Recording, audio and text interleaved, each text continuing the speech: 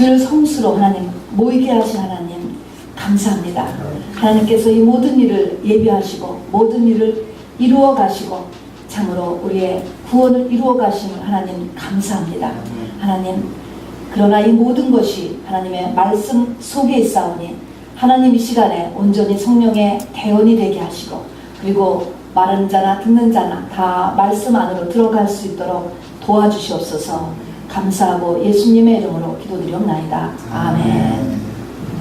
여러분, 오늘 말씀 가운데 사사기 7장 13절부터 15절의 말씀을 우리 다시 한 번만 같이 읽도록 하겠습니다.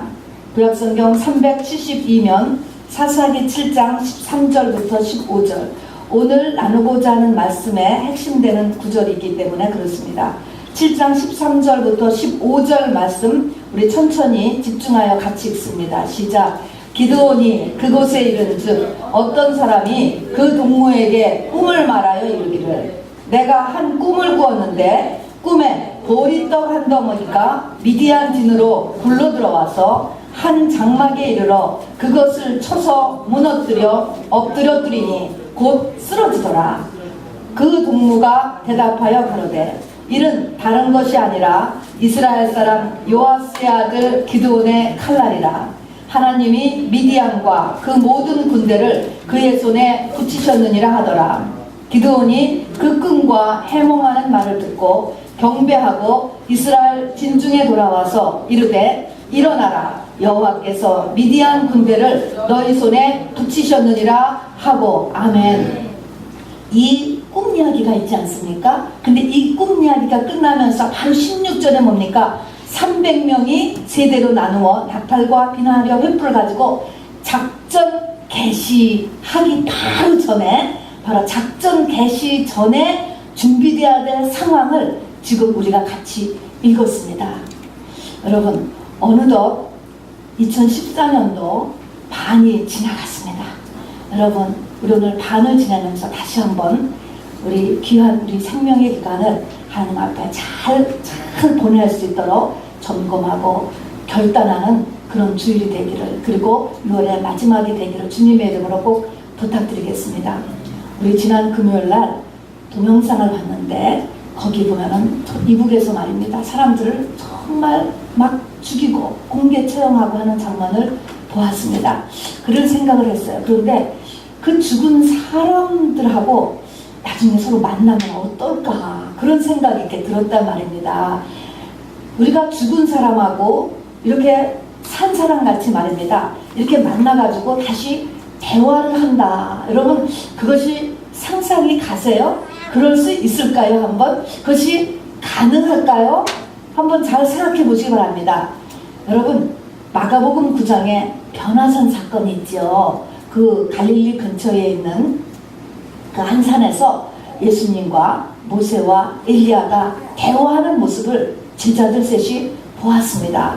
동계 문 것이 아니고 그 당시 보면 예수님은 살아있는 사람이었어요. 그죠? 그런데 그 살아있는 사람이 1500년 전에 죽은 모세, 그리고 그 예수님보다 800년 전에 돌아가신 엘리야, 셋이 만나서 얘기했다니까 여러분. 자, 죽었다라고 하는데 죽어서 끝이 아니고 그 사람을 이렇게 다시 만나는구나, 그걸 보여주신 것입니다. 또 예수님의 부활 후에 40일간의 삶도 마찬가지잖아요. 분명히 십자가에서 완전히 돌아가셨는데 다시 살아나셔서 40일 동안 제자들하고 같이 지내셨다는 거 우리가 알고 있지 않습니까? 그것이 무엇을 나타냅니까? 영생이라고 하는 것에 대한 모습을 성경이 거듭 확실하게 보여주고 있습니다. 영생의 모습인 것입니다. 우리가 정말 우리의 돌아가신 부모님도 언젠가 만나서 이렇게 대화할 수 있고, 뭐 사랑하는 또 사람들도 이미 돌아가셨는데 만날 수도 있을 것이고, 더 신기한 거고 기가 막힌 것은 성경에 나오는 인물들을 만날 수 있다는 것은 너무 가슴 뛰는 일인 것 같아요. 노아도 만나보고 바울도 만나보고 여러분 욥도 만나보고 실제로 만나는 일이 일어날 것입니다. 여러분, 이것에 대해서 조금 더 현실적으로 한번 이렇게 받아들여 주시기 바랍니다. 이것이 영생이니까 그렇습니다. 여러분, 우리에게 영생에 대한 소망이 없으면 우리의 신앙생활을 끌고 나갈 수가 없습니다, 여러분. 그래서 제가 이 영생에 대한 말씀을 같이 먼저 드리는 것입니다. 영생의 소망과 확신이 없으면 이 신앙의 여정을 제대로 우리가 정말 끌려갈 수가 없고 너무 힘이 들어서 또 똑바로 인도함을 받을 수가 없습니다. 여러분, 광야에 들어간 이스라엘 민족의 1세대 가운데서 여호수아와 갈렙 두 사람만이 1세대 가운데서는 가나안에 들어갔잖아요. 그 중에 갈렙이라고 하는 사람에 보면 85세가 됐는데 가서 그 헤브론 땅을 85세에 굳이 가서 내가 정복하겠다고 나서는 모습이 나옵니다, 여러분. 왜 하필이면은 가장 전투가 힘들었던 곳이 헤브론이라고 하는데 그 헤브론 땅을 꼭 차지하겠다라고 나섰냐면 그 헤브론 땅에는 아브라함과 이삭과 야곱과 요셉 그 조상들의 무덤인 막벨라굴이 바로 헤브론 땅에 있었기 때문인 것입니다. 다시 말하면 그것은 천국의 문을 상징하고 갈렙이 영생에 대한 간절하고도 확실한 그런 사모함이 그 마음에 있었기 때문에 그것이 40년 광야 생활을 이끌어가서 가나안의 뜻 땅에 들어가서 바로 그 가나안을 정복할 수 있었다라는 것을 우리에게 상징적으로 보여주는 것입니다. 갈렙이 그렇게 영생을 사모하고 확신하고 소망했다는 것입니다. 얼마나 중요한지 모릅니다. 여러분, 그래서 예수님도요 40일 동안 그렇게 사시면서 너희들도 나같이 이렇게 사는 것, 부활의 모습이잖아요. 이렇게 사는 때가 온다라는 것을 제자들한테 그리고 500여 성도에게 보여주었습니다. 그래서 그 500여 문도가 바로 마가의 다락방에서 기도를 시작할 수 있었고 120명이 끝까지 모든 것이 막힌 상태에서도 끝까지 기도를 하여서 바로 성령 대강림 사건의 주인공이 될 수 있었던 것은 바로 이 영생에 대한 소망이 그 마음 가운데 확실하게 있었기 때문인 것입니다. 사도 바울도 말씀하셨죠. 만일에 우리의 삶이 이 땅뿐이라면 예수 믿는 사람이 가장 불쌍할 것이다 라고 이야기했습니다. 왜냐하면 우리는 불신자들하고는 또 다르게요. 그 영생 때문에 하나님의 특별한 연단과 훈련 속에 그 인생이 들어가기 때문에 그렇다는 것입니다. 바로 영생에서 우리의 상급과 또 영생을 살기 위한 우리 영혼의 성숙 때문에 우리가 불신자들하고는 다르게 훈련과 고난을 받게 되는데 영생이 없다 그러면 아무것도 아니지 않습니까? 자, 그래서 바로 사도 바울도 그래서 우리의 삶이 이 땅뿐이면 하고 이야기하면서 우리가 영생에 대한 소망과 확신을 다시 한번 꼭 이 시간에 갖기를 주님의 이름으로 부탁드리겠습니다. 아멘이지요. 그러니까 이 땅에서 우리에게 돈을 얻게 해주고 명예를 주고 권세를 주고 머리 되는 축복, 여러분 그것이 1차 목적은 아니라는 거예요. 여러분 그것이 하나님께서 우리에게 하나님의 자녀들에게 원하시는 것이고 주시는 것이지만 그것보다 더한 목적은 우리의 속사람의 성숙과 영혼의 세계 속에서의 우리의 상급이라고 하는 것을 여러분 다시 한번 말씀드리는 것입니다. 여러분 사사기 오늘 6장, 7장, 8장 여기 보면은 정말 절망의 자리에 선 이스라엘 백성들이 완전 승리하는 모습을 그려놓고 있습니다. 기도원의 300명사 우리가 다 아는 주일학교 때부터는 승리하는 이야기입니다. 성경은 처음부터 끝까지 우리가 어떻게 이길 수 있는가 이기는 방법에 대해서 사실은 써 있는 것입니다. 영혼에서 이기고 이 땅의 삶에서 이기고 이기는 이야기입니다. 그리고 우리에게 거듭 이기는 자가 되라고 우리에게 부탁하고 있습니다. 그래서 오늘도 이기는 것, 이기는 것에 대해서 이기는 방법에 대해서 우리를 같이 또한 찾아보려고 합니다. 아까도 물었지만 여기 저 하나님의 백성들을 보니까요 사사기 6장, 7장, 8장에서 기도원의 300용사의 이야기가 적혀있는데 6장 시작을 보면은 주어가 하나님이에요. 하나님이 뭐예요? 이스라엘 백성들을 미디안에게 붙이셨고 미디안이 하나님의 백성을 이기게 하셨다. 이렇게 시작을 하는 것입니다. 여러분 미디안은 불신자인 것입니다. 안 믿는 사람인 것입니다. 하나님께서 하나님의 백성을 세상 사람들에게 지게 만들었다는 것입니다. 여러분 세상에 지게 만들었는데 여기서부터 시작을 하는 것입니다.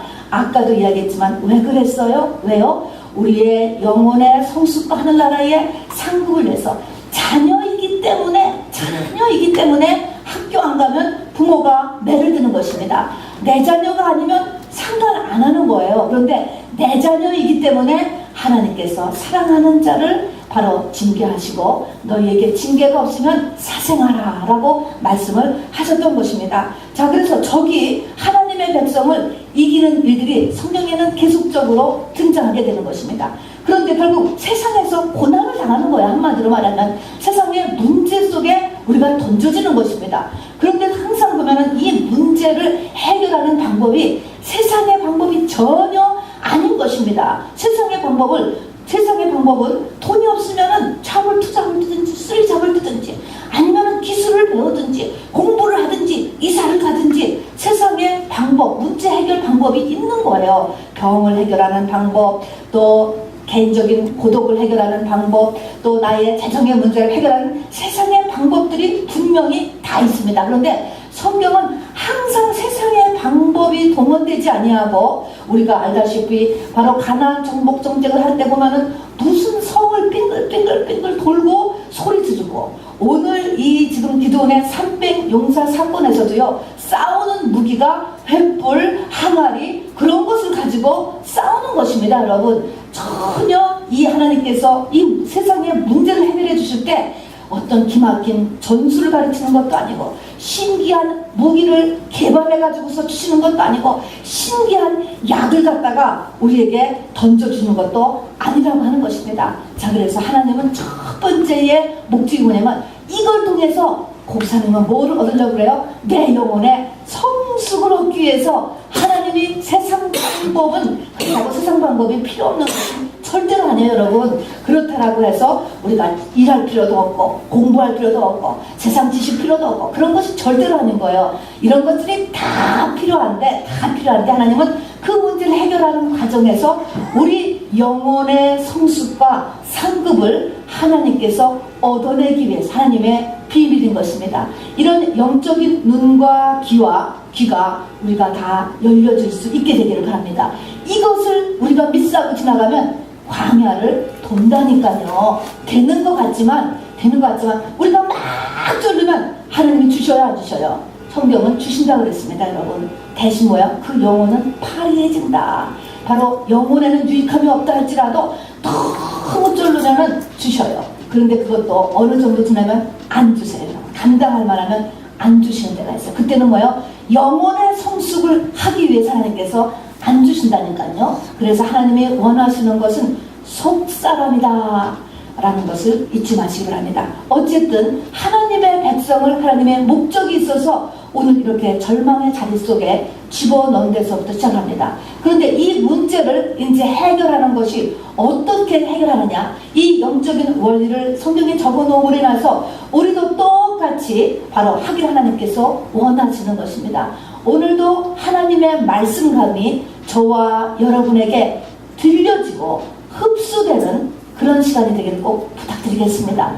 말씀이 안 들려지고 흡수되지 않고 그대로 떨어져 버리면 새가 와서 금방 먹어가기 때문에 오늘 왔다 간 것이 거의 열매가 없게 돼요, 여러분. 그러니까 말씀을 꼭 듣고 그거를 내 것으로 받으려고 우리가 집중을 꼭 해주시기 부탁합니다. 자, 하나님의 목적은 영혼의 성숙이고 하나님의 자녀이기 때문에 일으키시는 그리고 허락하시는 문제들이라는 사실을 잊지 마시기 바랍니다. 그런데 해결하는 백성들의 입장에서는요, 어떻게 시작이 됐냐면 우리 오늘 6장 읽은대로 어떻게 지냐면 그들이 견디다 못해서 어떻게 했냐면 부르짖었다라고 이야기하는 것입니다. 사사기 6장 이게 시작을 하잖아요. 6장 초반기에 보니까 이제 막 고난이 엄청난 절망의 현장이 있었는데 6장을 보니까 이스라엘이 미디안을 인하여 미약함이 심한지라 해볼 수가 없는 것입니다. 해볼 도리가 없는데 도저히 해볼 도리가 하나님이 이적을 베풀어 주시지 않는다면 길이 없다라는 것입니다. 그래서 미약함이 심한지라 이에 이스라엘 자손이 여호와께 부르짖었더라. 이스라엘 자손이 미디안을 인하여, 미디안은 적입니다. 인하여 여호와께 부르짖은 고로 여호와께서 이스라엘 자손에게 액션이 나가다는 것입니다. 하나님의 손길이 움직이기 전 바로 단계, 하나님이 원하시는 것이 하나님 앞에 부르짖음이 상달되어야 된다는 것입니다. 마음을 쏟는 그 부르짖음, 그것은요 여러분 꼭 근사한 기도를 하는 게 아니에요. 하나님 살려주세요, 살려주세요, 하나님 해결해주세요, 하나님 고쳐주세요, 하나님 우리 자녀가 돌아오게 해주세요, 하나님 돈 주세요, 여러분 병 고쳐주세요. 그거 부르짖는 거예요. 물에 빠져서 죽어가는 사람이 무슨 근사한 얘기를 하겠습니까? 발 동동 구르고 악을 쓰고 몸부림을 치고 때로는 금식하고 때로는 철야하고 하면서 이게 부르짖는 것입니다. 마음이 쏟아지는 것, 내 속에 있는 진실이 하나님을 향하여서 던져지는 것입니다. 여러분, 이게 부르짖는 거예요. 그 부르짖는 것이 상달되었다. 자, 그 부르짖음을 하나님께서요 계산하여 우리의 눈물을 병에 담으신다라는 것과 똑같이 병이 차야 돼요. 바로 하나님의 기도의 대접이 차야 이 지구상에 그를 쏟으신다는 것입니다. 눈물방울이 차야 그 눈물의 골짜기가 많은 샘의 터가 바로 되었다는 것입니다. 그래서 분량이 있다는 것이 이게 문제죠. 한번 내가 정말 간절히 기도했는데 역사합니다. 그러나 그것이 채워져야 된다는 것이 문제인 것입니다. 여러분, 그 대출애굽 사건도요, 그 모세를 통하여서 하나님께서 대출애굽 사건을 일으킬 때도 출애굽기 2장 23절에 보면은 이스라엘 자손이 애굽에서 고역으로 부르짖음에 이렇게 이야기했습니다. 그 부르짖음이 상달되어 하나님이 그들을 권념하시니라. 이제 액션을 해야 되겠다라고 하나님이 하여서 모세가 이제 거기서 이렇게 액션이, 모세의 액션이 시작되는 것입니다. 이렇듯이 바로 하나님 앞에 부르짖음의 상달이 1단계인 것입니다. 여러분, 도와주세요, 살려주세요의 이 단계를 우리가 먼저 꼭 하실 수 있게 되기를 바랍니다. 자, 그래서 이것이 상달됐습니다. 여러분, 이것이 상달되면 두 번째 하는 단계가 무엇이냐는 것입니다. 오늘 보니까요, 이 문제를 이 미디안 아말렉 동방쪽 속에 쳐들어와서 살 수가 없는 거예요. 도대체 아무리 이래도 살 수가 없는 거예요. 사방이 다 막힌 것입니다. 여러분, 길이 없는 것입니다. 절망입니다. 절망. 이런 상태에 있는데 그래도 마지막으로 모여든 게 32,000명이 모여들었다라고 했습니다. 그러면 32,000명이 모여들었을 때는 상대방이 처음에 13만 5천이라고 했으니까 한 5대1 정도 되니까 죽을 힘을 다해서 한번 싸워보자, 우리 한번 해보자, 정말 쓰리잡을 뛰면서 한번 해보자, 이렇게 생각할 수도 있었을 것 같아요. 그런데 하나님이 그 32,000명 중에 2만 명을 또 그냥 가버리게 하시고, 또 그 10,000명 중에서도 300명만 남고 가버리게 하신 분이 누구냐면은 하나님이에요. 그 사람들을 더 줄여버렸다는 것입니다. 이 사람들이 특별한 사람들이 아니고요, 바로 하나님께서 이렇게 자꾸 줄이고, 당시에는 병력이라고 하는 것의 첫 번째가 뭐냐면 숫자였어요. 숫자. 지금은 숫자가 적어도 다른 무기를 가지고 이길 수도 있겠지만 당시는 숫자가 그대로 파워였는데 숫자를 더 줄이신 분이 하나님이라는 것입니다. 하나님이 300명으로 만들어 버리셨다는 것입니다. 자, 첫 번째는 부르짖음이 상달돼야 되는 게 첫 번째 작업인데, 두 번째는 하나님이 300명으로 만들어 버렸다는 것입니다. 이것이 무엇입니까? 우리 지난주에도 얘기했지만 어떤 사람을 또는 어떤 그룹을 마른 뼈로 만들어 버렸다는 것입니다. 여러분, 도대체 바로 이 300명, 기드온의 300명을 그 뒤에 우리 아까 사사기 7장에 보니까 하나님이 꿈으로 적의 미디안의 군사가 꿈을 보게 되는데, 거기서 이스라엘 그 기드온의 그 군대가 쳐들어오는, 이 미디안을 쳐들어오는 것을 꿈으로 보게 되는데, 미디안 백성들이 자기 진을 향해서 쳐들어오는 이 기드온의 군대를 하나로 뭘로 봤습니까? 뭐가 쳐들어오는 걸로 봤죠? 보리떡 한 덩이가 굴러오는 걸로 보는 것입니다. 여러분, 기드온의 300용사는 영으로 보면 하나님이 보시기에 보리떡 한 덩이였다는 것입니다. 여러분, 그렇게 해보는 거예요. 그러니까 기드온의 300용사는 한마디로 보리떡 한 덩이라는 것입니다. 하나님이 뭘 만들어요? 마른 뼈로 만드는 것처럼 보리떡으로 만들어버렸다는 것입니다. 그러니까 뭐예요? 어떻게 보면은 더 나빠지는 거예요. 더 악해지는 거예요. 아주 무덤 속에 꼴깍 들어가 버린 것입니다. 바로 요나같이 바로 물고기 뱃속에 먹혀버려서 바로 절망의 마지막까지 이른 것 같은 이런 상태로 만들어버렸어요. 하나님이 이렇게 다 흩어버리시고 이렇게 300명만 남겨놨다라는 것입니다. 그래서 오직하면 그것이 그냥 보리떡 한 덩이가 굴러갔구나, 이렇게 영어로 보게 되었다라는 것입니다. 보리떡이라는 것은 무엇일까? 보리떡은요, 민수기 15장에 보면 보리도 제사로 하나님 앞에 올리는 제사로 올라가는데, 이스라엘이라고 하는 나라는 크게 추수를 2번 하는데 여름에 보리 추수를 한다고 합니다. 그리고 가을에 밀추수를 하는데 보리는 아무리 갈아도 꺼끌꺼끌하대요. 그래서 고운 가루가 아니고 이거는 험한 가루, 그리고 싸고 못 먹는 음식, 가난한 음식, 천한 음식의 상징이에요. 그 다음에 고운 가루는 밀가루인 것입니다, 여러분. 그래서 보리떡을 먹느냐, 고운 밀가루를 먹느냐, 이것이 우리의 정말로 빈부의 상징이었다고 하는 것입니다. 그러니까 하늘과 땅이 있고 존귀함과 천함이 있고 남자가 있고 여자가 있고 이렇게 해서 둘로 나눴을 때 보리떡, 그 다음에 고운 밀가루떡 하는 것은, 보리떡 하는 것은 그야말로 가난의 상징, 천함의 상징, 낮음의 상징, 보잘것없음의 상징이 보리떡이에요. 지금은 우리가 보리가 영양식이잖아요. 그런데 당신은 먹을 것이 없었기 때문에 보리떡을, 가난한 사람은 보리가루를 먹었고, 그리고 부자인 사람은 고운 밀가루를 먹었다라는 것입니다. 자, 그런데 보리떡으로 이렇게 묘사를 이렇게 해왔다는 것입니다. 그런데 저와 여러분이 이제 하나님께서 이렇게 기도원의 300명사가 보리떡이다, 그러니까 두 번째 단계는 하나님께서 우리를 갖다가 보리떡덩이로 만드시는구나 라는 것을 눈치채야 되는 것입니다. 싫어요. 나는 보리떡 싫어요. 고운 밀가루예요. 내가 왜 그 천한 보리떡입니까? 여러분, 그러면 하나님의 사랑하는 자로 택함을 안 받으셨던가, 그 사람이, 아니면 아직 더 가야 된다든가, 이렇게 지금 상태가 그런 것입니다. 여러분, 믿음의 사람들을 보니까요, 반드시 이런 과정을 통과했어요. 그것이 십자가와 부활이고, 그것이 회개하라 천국이 가까워 나고, 똑같은 하나님의 영적인 원리고, 이 세상을 운영하는 하나님의 바로 비밀인 것입니다.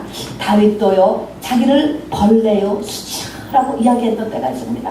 오직하면 나는 벌레 같아. 사람들이 자기를 보기에 벌레고, 자기의 아이덴티티 하나가 수치, 창피해서 못 살겠다. 수치라는 것이 어딜 가나 정말 수치. 우리가 다 어깨를 펴고 자랑스러운 사람이 되기를 원하는데, 하나님이 어느 인생의 순간에 수치를 만들어버렸다니까요. 또 야곱, 이스라엘이라고 하는 우리 믿음의 성령을 상징하는 야곱도요, 이사야 41장에 보면요, 지렁이 같은 야곱아, 하나님이 이렇게 부르세요. 꼬락서니가 지렁이 같다라는 것입니다. 저 바닥에. 그러나 지렁이 같은 야곱아라고 불렀을 그 순간에 하나님은 바로 말씀하시는 거예요.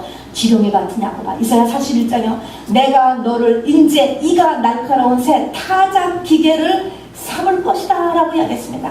여러분, 하나님께서 먼저 바로 이렇게 보리떡으로 인도하시고, 보리떡으로 하여금 바로 역전의 인생을 만들도록 끌어가시고, 바로 마른 뼈로 인도하시고, 그 마른 뼈가 여호와의 큰 군대로 일어나게 하신다라고 하는 이 십자가와 이 부활을 여러분 꼭 잊지 마시기 바랍니다. 겨자씨가 돼야, 겨자씨가 돼. 우리가 다 생명의 씨를 가지고 있잖아요. 그러나 이 생명의 씨가, 겨자씨는 모든 씨 가운데 가장 작은 것이로되 그랬습니다. 여러분, 우리가 다 예수님의 씨를 받았어요. 그런데 예수님의 씨를 받았으면 다 우리가 다 잘나고 싶잖아요. 다 잘나고 싶다고, 다 잘난 척하고 싶은데, 그게 모든 씨 가운데 가장 작아지, 후춧가루의 점 하나 같은 게 겨자씨라는 거예요. 그러나 그렇게 겨자씨가 되었을 때, 겨자씨 하나가 심어져도 그 겨자씨가 큰 나무가 되어서 열매가 생기고, 그 나무 밑에 많은 사람이 바로 쉼을 얻는다라고 할 때도 겨자씨가 등장하는 것은 이렇게 우리가 하나님 앞에서의 겉사람의 죽음, 아까도 보리떡이 천한 것의 상징이기도 하면서, 보리는 언제 추수한다고? 여름에 먼저 추수하는 거예요.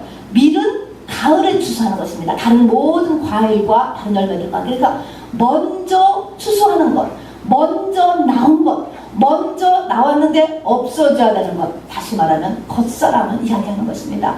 우리의 겉사람이 죽는 것. 그래서 하나님이 우리에게 원하시는 것은 늘 이야기하지만 우리의 겉사람을 바로 죽이는 일을 바로 하나님께서 이끌어 가신 것. 겉사람이 나니까 내가 수치가 되는 것이고 마른 뼈가 되는 것이고 보리떡이 우리가 되는 것입니다, 여러분. 자, 그런데 이 겉사람이 된 상태를 성경은 여러 모양으로 묘사해 놓고 있어요. 하박국 같은 사람과 그리고 바울 같은 사람은 겉사람이 죽었을 때의 모습을 어떻게 묘사하냐면 환경에 상관없이 기쁨이 넘치는 사람으로 묘사했습니다. 저는 그거를 좋아해요. 하나님께서 환경에 상관없이 네가 기뻐할 때까지 너를 쪼인다 이렇게 생각해 보세요. 그러면은 악착같이 기뻐해야 돼요. 여러분 한천같이 감사하고 한천같이 기뻐하고 그렇게 될 때까지 쪼인다니까 50년 걸렸어요. 하박국이요. 그거 하는데 말입니다. 그렇듯이 바울도 감옥에 있는데도 기쁘다라고 이야기했잖아. 이렇게 환경에 상관없이 기쁨이 터지는 상태에 가는 것 이렇게 바로 묘사해 놨는데 오늘 기드온의 300용사 한마디로 절망의 자리 그것입니다. 불가능인 거예요. 어떻게 싸우냐고 이 300명 하나님이 이렇게 만들었다니까 다 돌려보내고 어떻게 뻐길 수도 없을 만큼 다 돌려보내서 만들었는데 이런 이 기드온의 이 300용사가 나는 이 사람들에게는요 이 사람이 이제 겉사람이 죽은 사람의 모양이 되는 건데 보리떡이니까 두 가지의 특징을 가졌어요. 어떤 특징을 가졌냐니까 하나님이 이렇게 말씀하세요. 너희들이 나중에 이긴 다음에 나를 거스려 자긍하기를 내 손이 나를 구원하였다 한가 하니라. 그러니까 너희들 다 돌려보내라는 것입니다. 무엇입니까? 자기 의가 남아있지 않은 사람, 자기 자랑이 없어진 사람인 것입니다. 겸손, 이거를 겸손이라고 이야기하는 것이에요. 자기 자랑이 없어지는 게 굉장히 중요해요. 여러분 어떤 형태로든지 세상에 어쨌든 또 자기 자랑 이런 그래서 내 손이 나를 구하다 나중에 이기고 나서 자기 공부를 이렇게 집어넣는 이것을 싹 없애게 하기 위해서 그랬다는 것입니다. 두 번째는 뭡니까? 두 번째 이 나머지 1만 명을 가지고 300명을 뽑아낼 때 보니까요 사람을 목이 마르게 하잖아요. 배고픈 것보다 더 죽겠는 게 이 본능입니다. 목이 마르게 해놓고 가서 물 앞에다가 세워놓고 거기서 뭡니까? 하나님이 300명 건진 사람들은 그 가운데서 아무리 급해도 그 물을 그냥 얼른 먹은 게 아니고 적들이 침투하지는 않는다라고 하면서 바로 이렇게 주변을 살피면서 그 물을 떠서 먹은 사람이라는 것입니다. 이 말은 아무리 나에게 급하고 필요한 일이 있다 할지라도 그것에만 의해서 나를 움직이지 않는 사람이라는 것입니다. 하나님의 뜻은 무엇일까라는 것을 생각해서 스탑하는 사람. 여러분 이것을 넘어갈 수 있는 사람 이게 자기가 죽은 사람이 아니고 어떻게 하겠습니까?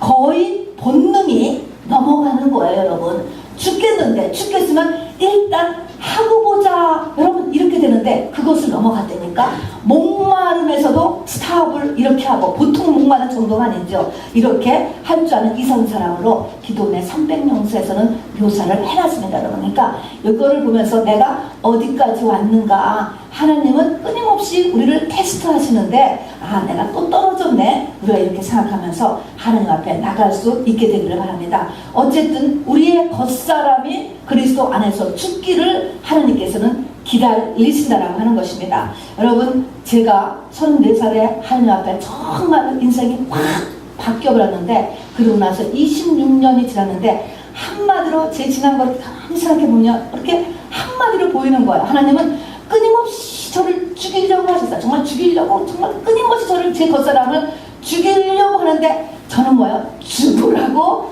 안 죽는 거예요. 여러분 정말로 안 죽어요. 아주 너무너무 안 죽으려고 아둥바둥을 친 것이 지난 26년의 시간이었구나라는 것을 이렇게 깨닫게 되었습니다.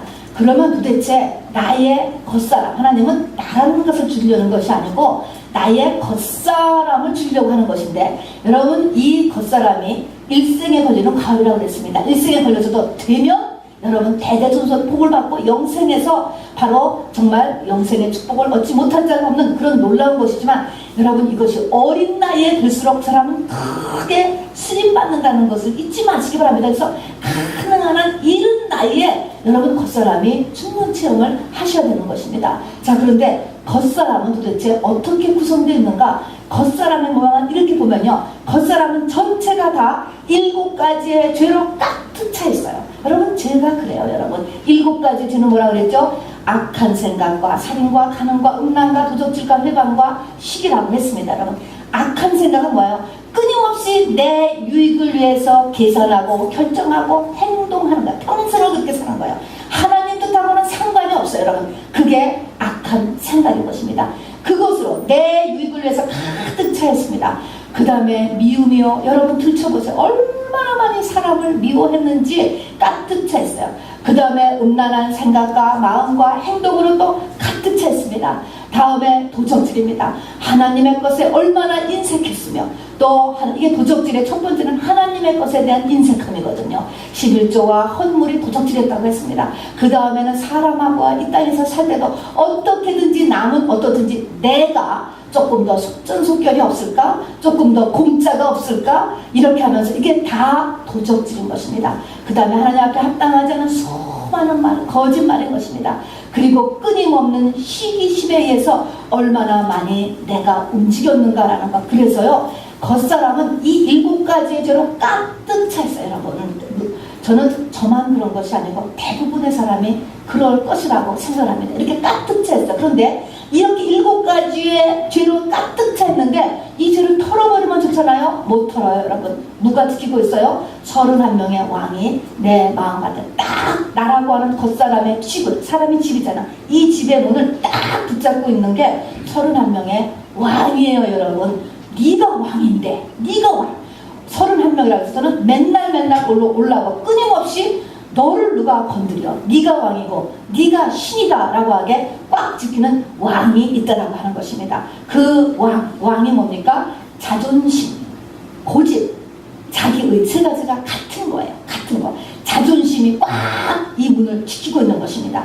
고집이 내 문을, 이 집의 문을, 입구를 꽉 지키고 있어요. 자기의가 내 옛 겉사람의 집을 딱 입구를 버티고 있기 때문에 우리 맨날 찬양 잘하잖아요. 저는 그 찬양을 참 좋습니다.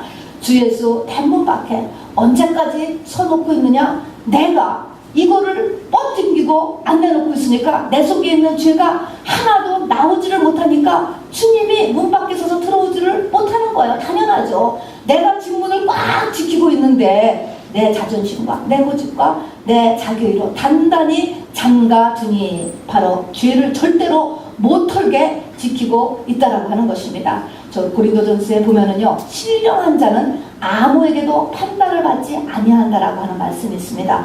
그 신령한 자는 겉사람이 죽은 자인데 그 아무에게도 판단을 받지 아니한다라는 말은 누가 나를 판단했을 때 내가 그 판단에 의해서 팔팔거리지 않는다라는 것입니다.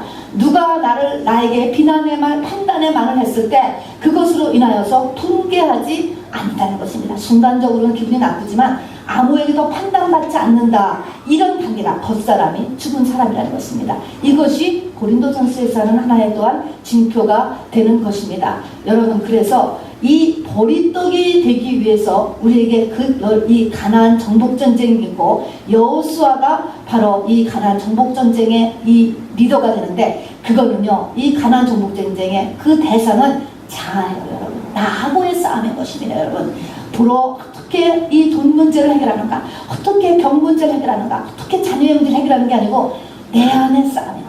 자아와의 싸움인 것입니다. 여러분 내 겉사람을 어떻게 죽이느냐라는 것이 싸움이에요. 여러분 그래서 내 안에 여러분 두 사람이 있다는 것을 이제쯤이면 여러분이 깨달으시기 바랍니다. 그리고 이 두 사람이 분리가 돼요. 아직도 내가 두 사람이라는 것을 전혀 깨닫지 못하면 괜찮아요. 그럴 수 있어요. 내가 두 사람이라는 것을 깨닫지 못하면 아직 철저하게 광야에 있을 수밖에 없는 것입니다. 여러분 아니면 광야에도 들어가지 못하고 아직 그냥 애굽에 있을 수도 있지요. 내 속에는 두 사람이 있는 것입니다. 여러분 하나님이 사단을 뒤로 물러가라 라고 하면서 죽으라고 하는 것은 나의 겉사람을 죽으라고 하는 것이지 그 속에는 천하보다 귀한 우리의 하나님의 자녀인 속사람이 있는 것입니다. 하나님이 이 사람을 살려서 영생과 이 땅을 지배하도록 옛 아담의 권세를 회복하도록 하시기 위한 것입니다. 여러분 그래서 두 사람이 있다는 것을 분리하고 내가 마음먹고 생각하는 이것이 겉사람인지 속사람인지 우리가 이렇게 분리해서 생각할 수 있어요. 그러니까 내 안에 두 사람이 있기 때문에 우리가 의지가 둘이에요. 뭐를 막 욕하고 싶고 하고 싶고 파티 가고 싶어 하는 내 의지가 있어요, 여러분. 그런 반면에 아니야 라고 딱 하는 또한 의지가 있습니다, 여러분. 이렇게 두 의지가 우리 속에 반드시 있게 되는 것입니다, 여러분. 그래서 아직도 내가 생각하고 내가 마음 먹었어, 그거는 아무리 많이 생각하고 아무리 내 마음이 그런 마음이 까득하다 할지라도 겉사람의 것은요 X예요, 여러분. 그걸 쫓아가면 안 되는 것입니다. 저 사람에 대한 사랑하는 마음이 내 마음에 가득하다, 진리가 아니에요. 그것이 겉사람인 경우에는 아무리 내 마음을 가득 채우고 내 생각이 정말 아무리 많이 그 생각이 아무리 맞아 해도 겉사람과 속사람을 우리는 꼭 구별할 줄 알아야지만 되겠습니다. 자, 그래서 두 번째는 우리가 어쨌든 보리떡이 돼야 된다. 보리떡이 되는 싸움에서 우리가 여기서 승리해서 내 겉사람을 우리가 죽여야 되겠다 라고 하는 이 싸움에 바로 저와 여러분이 승리할 수 있게 되기를 바랍니다. 두 번째입니다. 어렵습니다, 여러분. 세 번째가 있습니다. 이제 오늘은 두 번째까지 우리 지난 시간에 했습니다, 여러분. 많이 했습니다. 세 번째는 뭐니까 이제는 우리가 겉사람이 죽었음에도 불구하고 주님 나라 가는 실질적인 그날까지 우리는 겉사람 속에서 또 우리가 살아요. 그렇지요? 겉사람 속에서 겉사람과 속사람이 같이 살게 되는 것입니다. 이런 상태에서 우리가 겉사람이 죽은 다음에 이 땅에서 승리하기 위한 세 번째가 우리 오늘 보리떡 사건에 이제 등장하는 것입니다. 그것은 뭐냐면요, 우리의 마음을 지켜야 된다는 것입니다.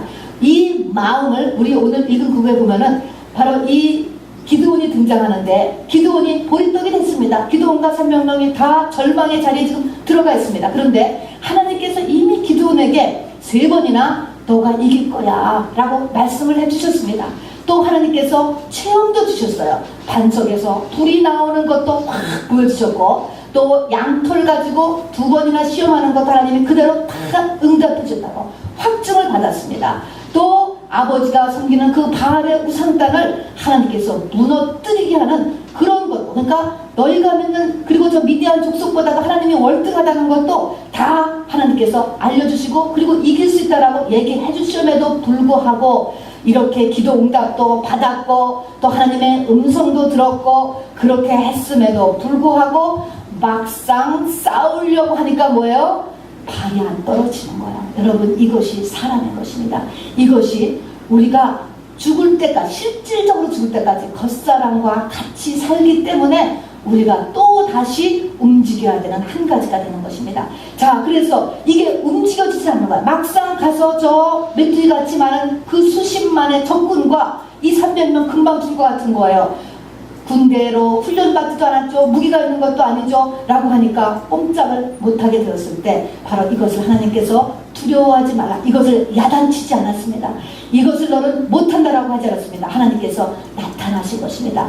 나타나서 기드온아, 너 저 한번 적진에 밤에 한번 좀 10시쯤이라도 한번 좀 갔다 와라. 그것도 무서운 거야. 밤에 내려가기. 그렇잖아요. 그러니까 네가 믿는 친구 한 명을 같이 가라.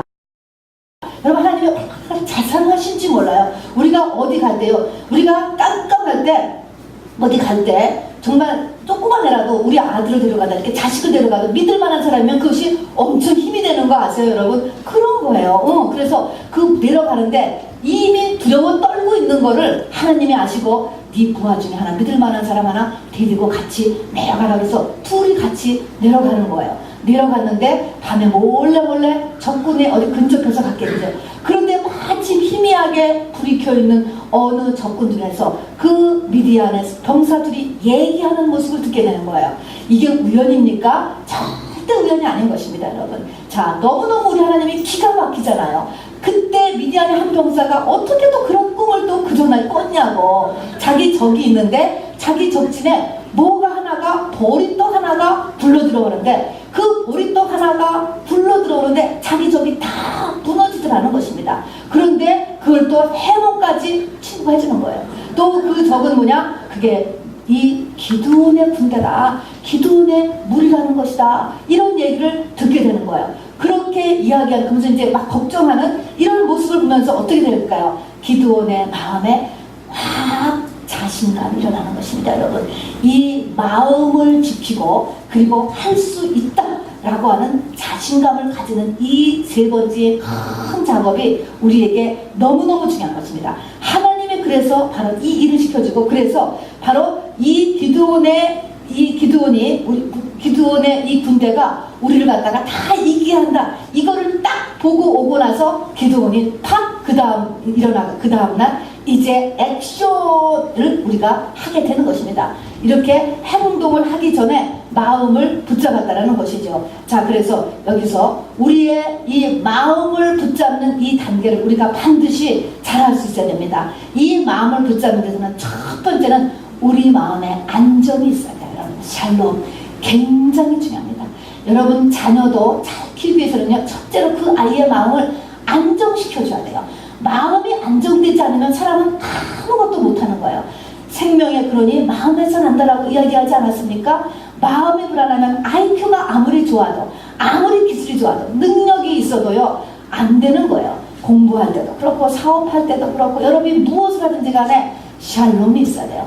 마음의 안정을 우리가 잡는 일이 매우 중요합니다. 샬롬은 일어나야 되고요. 그 다음에는요, 믿음의 말뚝이 빠지지 않아야 됩니다. 이스라엘 백성들이 출애굽해서 나왔을 때 뒤에서 바로가 마음이 변하여서 군대를 입고 다시 쫓아왔습니다. 말발굽 소리가 막 듣는데 바로 이들이 또 앞을 보니까 홍해가 넘실거리고 있는 거예요. 바로 어떻게 됩니까? 죽을 처지에 이끌어냈을 때, 정말 죽을 처지에 정말 길이 없다라고 이렇게 했을 때, 바로 하나님께서 이 백성들에게 하는 것은, 모세에게 하는 것은 믿음의 말뚝이 빠지지 않게 하는 것입니다. 그럴 때 뭡니까? 어려운 뭐예요? 불신앙이 되기가 너무너무 쉬운 거예요. 하나님이 어디 있어? 믿음 가지고 될까? 여러분, 이것가 딱 되었을 때 기도한다고 될까? 이렇게 했을 때 믿음의 말뚝을 굳게 박는 일, 우리가 반드시 필요한 것입니다. 내 마음에 믿음의 말뚝, 하나님은 살아계셔 해서 첫 번째는 마음을 안정되게 하는 것이고요. 두 번째는 우리가 믿음의 말씀을 확실하게 박는 것입니다. 그리고 세 번째는 여기 있는 것처럼 자신감이 얼마나 중요한지 몰라. 할 수 있다 하시는 나의 능력주는 자신감이 없으면 여러분 안 되는 것입니다. 너희의 담대함이 큰 상을 얻는다는 것처럼 할 수 없다라고 하면은 능력이 여러분 정말 0%까지로 계속 떨어지는 거예요. 할 수 있다고 여러분 우리가 바꾸어져야 됩니다. 그리고 마음이 지치고 낙심에 떨어지지 않도록 매우 조심해야 됩니다. 그래서 바로 이 우리 가운데 너희가 낙심하지 말고 기도하라. 기도가 부족하면 낙심하게 된다. 또 우리 가운데서도 우리 교회 내에서나 가족 가운데서 위로가 필요하다라고 하는 그 위로와 사랑은 왜 필요합니까? 낙심에 떨어지지 않게 해서. 우리가 낙심에 떨어질 거를 생각을 해보면요, 환경이 얼마나 힘들면 이런 말이 나오겠습니까? 사실은. 그래서 우리는 우리의 주변 사람들이 얼마나 어려운 상태에 있을까라는 것을 우리가 좀 성도를 돌아볼 필요가 있는 거예요. 겉으로는 모르지만 그 사람이 얼마나 어려운 가운데 있을까. 그래서 낙심하여서 정말 이렇게 믿음을 떨어져서 하나님 앞에 믿음의 주 온전케 하신 예수를 바라보라는 그 믿음의 이 말투까지 빠져버리는 일이 없도록 우리가 매우 이렇게 조심을 해야 됩니다. 우리가 요즘 보면은 긍정의 힘이다 라고 하는 그런 책이 바로 인본주의적이고 심리학적인 접근이라고 해서 보수 교단의 비난을 받고 있습니다. 그건 맞아요. 그러나 그 마음을 세워서 자신감을 갖고 긍정적으로 생각하는 것은 우리가 믿는 자가 이 땅에서 승리하기 위한 하나님의 중요한 한 부분인 것은 사실이에요. 여러분, 다 이것이 조금씩 뒤틀어져서 그런 것이지 다 필요한 것이다라는 것을 여러분 잊지 마시기 바랍니다. 그래서 마음에 자신감을 갖는 일이 바로 굉장히 중요합니다. 여러분, 사람은 똑같아요. 지금 이 미디안 적군들도 어떻게 했습니까? 그들이 우리가 기드온이 조금이지만 기드온의 군대에서 우리가 다 죽는다, 하나님이 그렇게 하신다라고 하는 이런 말들이 막 소문이 퍼져나가기 시작했습니다. 그런데 그것도 밤에 이 기드온이 쳐들어왔잖아요. 숫사가 몇인지 모르잖아요. 안 보이니까. 밤중에 쳐들어왔는데 꽹과리 이렇게 그냥 나팔을 불고 항아리를 막 깨고 하니까 엄청난 군대가 들어오는 줄 착각하지 않았을까 싶어. 이들이 뭡니까? 마음이 막 근데 우리가 진다라고 생각을 하는 거예요. 그래서 이들이 뭡니까? 그들이 서로가 도망가기 바쁘고 서로가 서로를 막 죽였다라는 것입니다. 여러분, 마음이 불안해지고 죽음의 공포가 올려오기 시작하면 믿음이 없는 사람들은 뭐예요? 내가 살아야 되겠다는 것 때문에 아무것도 안 보이는 거예요, 여러분. 이게 얼마나 무서워. 그래서 뭐 지네끼리 다 칼로 쳐서 죽어서 승리해 주는 거예요, 여러분. 그러니까 그들도 뭐예요? 마음을 못 붙잡았어요. 진다라는 생각이 드는 거예요. 바로 신이 우리를 지게 한다, 이런 생각을 벌써 진다는 마음이 이미 깔려있던 데다가 실제적으로 보니까 판단을 잘못한 거죠. 사실은 밤이라서 그렇게 보면은 300명밖에 안 되는 이런 사람들인데 막 이 사람들이 막 횃불을 들으면서 나팔을 불면서 항아리들을 깨면서 하니까 이들이 무서워가지고 도망가기 바빴다는 것입니다. 그래서 승리로 일컫습니다. 어찌했든지 간에 여러분, 이렇게 마음에서 자신감을 가지는 것, 할 수 있다. 내가 지금은 어려움을 청하고 고난을 받지만 이 고난이 끝난 다음엔 하나님의 나를 영광의 자리, 축복의 자리로 분명히 바뀌어줄 것이다 라고 하는 하나님의 뿌린 대로 거두고 나를 하나님의 자녀로 삼아주신 그거를 여러분 굳게 믿을 수 있는 것이 매우 중요하다는 것이 세 번째의 여러분 메시지입니다. 여러분, 하나님이 마음을 세워주는 일을 결코 소홀히 하지 않으셨습니다. 큰 한 파트가 되는 거예요. 이것이 우리를 보리떡으로 만드는 것만큼이나 중요하다는 것을 잊지 마시기 바랍니다. 그래서 내 마음을 세우고 우리의 사랑하는 사람들의 마음을 여러분 반드시 세워주시기를, 그들의 믿음이 현재 조금 부족하다 할지라도 여러분 그들을 꺾어놓지 마시기를 바랍니다. 여러분, 이게 마음을 지켜야 되는 것입니다. 그 다음에 이제 조금 있으면 끝나요. 네 번째가 필요합니다. 바로 이 미디안 족속에게 그 꿈 참 진짜 안 믿는 자라도 진짜 영적인 꿈을 잘 꿨어, 그죠?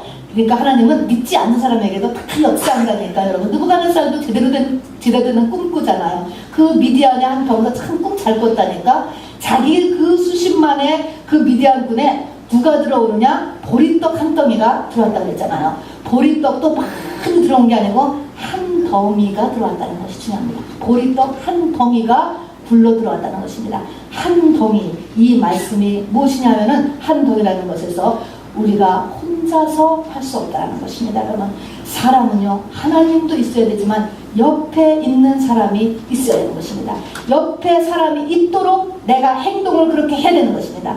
내 주변에 모든 사람이 다 떠나간다? 여러분, 문제 있다는 것을 스스로 돌아볼 수 있어야 되는 것입니다. 여러분, 우리는 그리스도의 지체라고 했어요. 붙고 다 다른 것입니다. 눈이 다르고 손이 다르고 발이 다르고 다 달라요. 그런데 붙어 있을 수 있어야 된다니까. 이 공동체, 크리스천이라는 것은 커뮤니티, 공동체인 것입니다. 여러분, 그래서 그것이 많은 숫자가 아니라도 우리에게는 반드시 내가 누구와 연결된 삶을 내가 살 수 있어야 된다니까요. 연합할 줄 알아야 된다는 것입니다. 마가의 다락방에서도 그들이 전부 다 마음을 같이하여 전심으로 기도하기 힘썼다고 했습니다. 거기에는 마가 다락방에 모인 사람에는 흑인도 있었고 백인도 있었고 가난한 자도 있었고 부자도 있었고 노예도 있었고 귀족도 있었고 남자도 있었고 여자도 있었고 젊은 자도 있었고 늙은 사람도 있었습니다. 그들이 다 한자리에 앉아서 기도하게 되었다는 것입니다. 누구 때문에 내가 바로 기도의 자리에 나오지 못하고, 누구 때문에 바로 어떤 공동체에 내가 속하지 않겠다라고 하는 것은 아직 한참 있어야 되는 상태인 거예요. 우리는 남을 나보다 낮게 여기고 나와 남은 다르다는 것을 알고 그 사람의 모든 것을 하나님 앞에 맡기면서 그 사람과 붙을 수 있어야 되는 거예요. 다니엘 같은 사람도 세 친구하고 연합했기 때문에 끝까지 승리할 수 있었고요. 욥에게도 욥을 사랑하는 세 친구와 결국은 동역했기 때문에 승리할 수 있었고, 에스더에게는 모르드게와 가기의 백성들과 같이 금식하며 나갔기 때문에 그렇고, 바울도 로마서 맨 끝장 16장에 보면은 바울이 동역자라고 이야기하는 30여 명의 성도들의 이름이 쭉 나와 있습니다. 그들이 있었기 때문에 바로 세계 선교의 그 일을 감당하며 믿음이 변치 않으면 끝까지 바울이 하나님의 일을 할 수 있었다는 것입니다. 그래서 우리가 네 번째 하는 것은 내가 연합할 수 있는 사람인가라는 것을 심각하게 생각해 보시기를 바랍니다. 나 혼자서 존재하는 사람은 안 되는 것이에요. 여러분, 돌아보실 수 있어야만 합니다. 그리고 이제 이 네 번째는요, 이 보리떡 한 덩이가 굴러갔다는 거예요. 굴러갔어요. 보리떡만 되어서 한 덩이가 돼서 가만히 있는 것이 아니고 굴러갔다는 것입니다.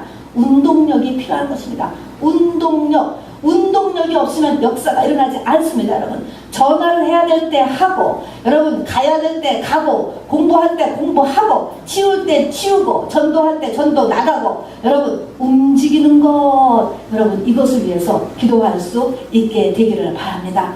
자, 여러분, 하나님께서 우리를 전쟁을 이렇게 많은 전쟁을 일으키셔서 우리를 승리하게 하신 방법은요, 패턴이 똑같아요.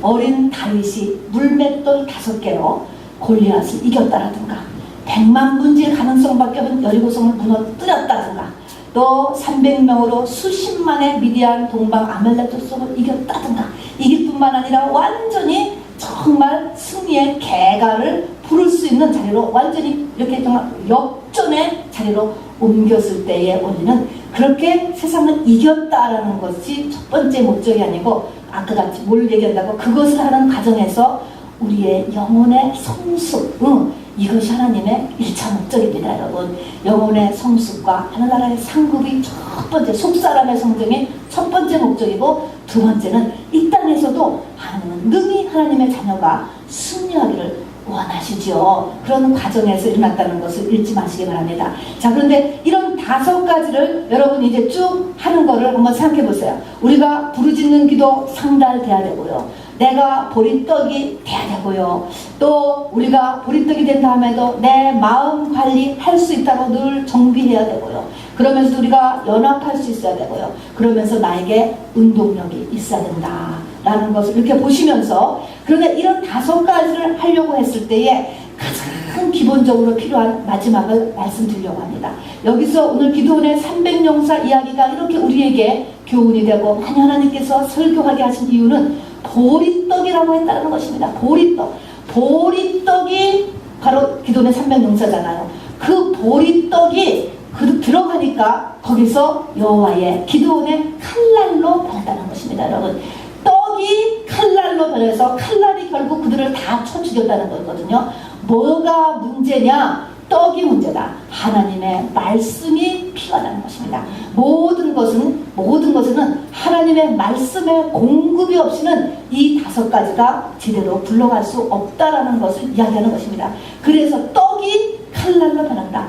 떡이 문제를 해결한다. 여러분, 이 원리인 것입니다. 여러분, 그래서 천지 창조에서 맨 처음에 빛이 임함으로 인하여서 창조가 일어나는 거예요. 또 날이 바뀐다는 것은, 날이라는 것도 태양이 비춰야 날이 바꾸잖아요. 계속적으로 빛이 차짐으로 인하여서 우리가 변화되는 것을 이야기하는 것입니다. 그래서 하나님의 말씀이 매우 중요한 것입니다. 그래서 우리가 하나님의 말씀을 듣는 자리로 찾고 가야 돼요, 여러분. 그리고 하나님의 말씀이 나에게 들려지도록 우리가 노력해야 됩니다. 안 들려지죠. 세상 사람한테 설교 들리고 하나도 안 들려요. 영어를 아는 사람에게도 영어가 안 들리고 한국말 알아도 한국말인데 안 들려요, 여러분. 그런데 두 번째는 말씀이 나에게 들려와줘야 되고, 세 번째는 그 말씀이 나한테 빨려져요. 흡수력이 필요한 것입니다. 그렇구나 라고 해서 내 것이 되어서 내가 이거 고쳐야 되겠다, 내가 이렇게 해야 되겠다, 이렇게 내가 흡수돼서 내 것이 되는 데까지 가야지만 되는 것입니다. 사도행전 6장 7절에 보면은요, 에루살렘에 있는 제자의 수가 더 심히 많아지니 허다한 우리가 이도에 복종하니라라고 했을 때, 에루살렘에 있는 제자의 수가 점점 더 많아지기 전에는 무엇이라고 했냐면 하나님의 말씀이 점점 왕성하여 그랬습니다. 하나님의 말씀이 왕성하여지면서 제자의 수가 점점 많아졌다. 제자 이꼬르 신부 이꼬르 보리떡이거든요. 결국은요, 이 모든 것이 되기 위해서 필요한 것이 말씀이 왕성해지는 것이라는 것입니다. 결국은 나에게 하나님의 말씀, 뇌마된 하나님의 말씀, 빛이잖아요. 그게 생기잖아요. 그게 있어야 겸손도 돼요, 여러분. 그게 있어야 회개도 돼요. 그게 있어야 기도도 돼요. 말씀이 없으면 기도도 못해요, 여러분. 그게 있어야 용서도 되고, 그게 있어야 인내도 되고, 그게 있어야 사실은 지혜도 생기고, 그게 있어야 내 마음도 강해지더라고요. 그게 있어야 운동력도 생기더라고요, 여러분. 그래서 하나님은 이 말씀을 우리에게 주시는데, 시편 119편 105절에 보면 하나님의 말씀은 내 발의 등이요 내 길에, 정말 내 발의 등이요 내 길에 빛이라고 이야기했을 때 그 말씀은 데일리예요, 데일리. 일용할 양식이라는 것은 오늘 먹을 우리가 아침, 점심, 저녁에 밥을 이야기하는 것이 아니고 하나님께서 그 양식을 내가 평생 살 거를 다 주시지 않고 말입니다. 데일리로 주신다는 거예요, 여러분. 그래서 우리가 날마다 이런 하나님의 말씀을 받아야 내 영혼의 힘이 되고 또 그것이 내가 어떻게 살아야 될까, 내가 오늘 갈 길을 비춰주는데도 내가 오늘 24시간을 어떻게 살고 하는 것도 하나님의 빛이 있어야 이렇게 살까 저렇게 살까를 우리가 시간 배정, 에너지 배정도 된다라는 것입니다. 그래서 이 말씀의 빛이 너무나 중요하고요. 요한 1서 2장 24절에서도 너희가 들은 것을 너희 안에 거하게 하라. 그렇게 되면 너희가 아들과 아버지 안에 너희가 거하게 되리라고 이야기했습니다. 그 말씀은 어떻게 우리가 예수 그리스도와 하나가 되는가, 유니온 위드 크라이스트를 하는 방법을 사도 요한은 네가 들은 말씀들을 네 안에 거하게 하라. 말씀이 내 안에 살게 하라. 그렇게 자꾸 하다 보면은 네가 유니온 위드 크라이스트가 된다라고 하는 것입니다.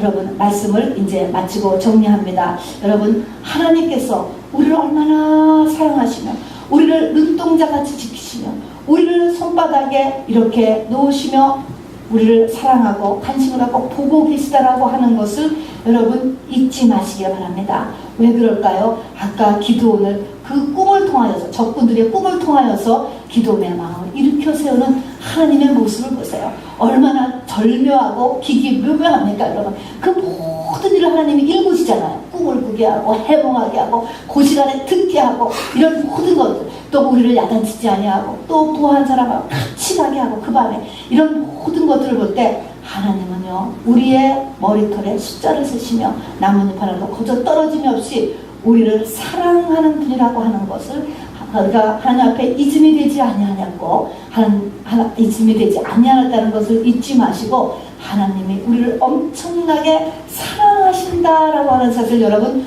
꼭 믿으시고, 그런 하나님의 사랑하는 자녀이기 때문에 하나님께서 우리를 우리의 영혼을 위하여서, 우리의 상급을 위하여서, 우리 이 땅에서 쓰임받게 하기 위해서 우리에게 문제를 허락하신다는 것입니다, 여러분. 그래서 이 문제를 허락하시되 우리는 이런 이기는 방법을 성경에는 계속적으로 써놨으니까 오늘은 이 기드온의 이야기를 통하여서 이겨야 됩니다, 여러분. 이렇게 해서 이겨야 돼요. 어떻게 해야 돼요? 부르짖어야지 이겨요. 어떻게 해야 돼요? 이와 강고 겉사람 죽는 데까지 가야 이겨요, 여러분.